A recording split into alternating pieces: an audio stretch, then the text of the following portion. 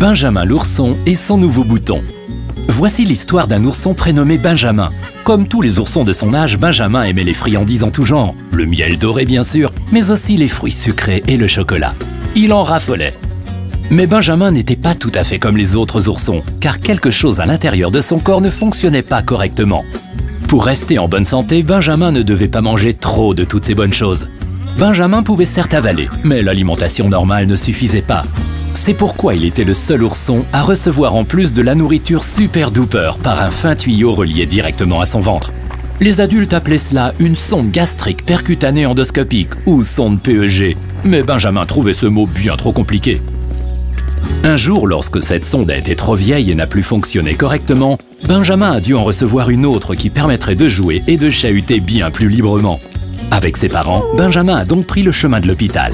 Là-bas, lorsqu'il a été profondément endormi, les docteurs ont remplacé son ancienne sonde par une toute nouvelle. Maintenant, les adultes ne l'appelaient plus sonde PEG mais tout simplement bouton, car c'est bien à cela qu'elle ressemble.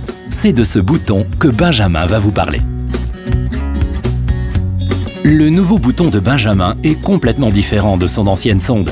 Il est beaucoup plus petit. Il sort à peine du ventre de Benjamin et sous son t-shirt on ne le voit presque pas. D'ailleurs, Benjamin a souvent l'impression qu'il n'a pas de bouton du tout. Lorsqu'il est l'heure pour Benjamin de prendre sa nourriture super duper, sa maman fixe sur le bouton un minuscule tuyau très fin. Le repas de Benjamin passe par ce tuyau et atterrit directement dans son ventre. Parfois, il faut changer le bouton de Benjamin, mais cela ne le dérange pas trop. En plus, c'est très simple. C'est soit le docteur qui s'en charge, soit maman ou papa. Benjamin n'a même pas besoin d'aller à l'hôpital, il peut rester tranquillement à la maison. Pour Benjamin, c'est toujours une aventure passionnante. Au moins aussi passionnante que les histoires qu'on lui lit pendant qu'on lui remplace son bouton. Lorsqu'il faut remplacer le bouton de Benjamin, son ami Simon la seringue est toujours présent. Simon lève rapidement son chapeau et, abracadabra, se remplit d'eau. Le ballon à l'intérieur du ventre de Benjamin devient alors tout plat et le bouton peut être changé très facilement.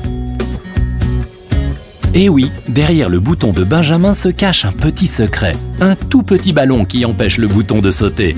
Mais chut, il ne faut pas le répéter puisque c'est un secret. Benjamin adore l'eau. Il passerait des heures dans son bain. Heureusement que c'est possible même avec son bouton. Sa fourrure devient toujours toute propre et la salle de bain toute trempée.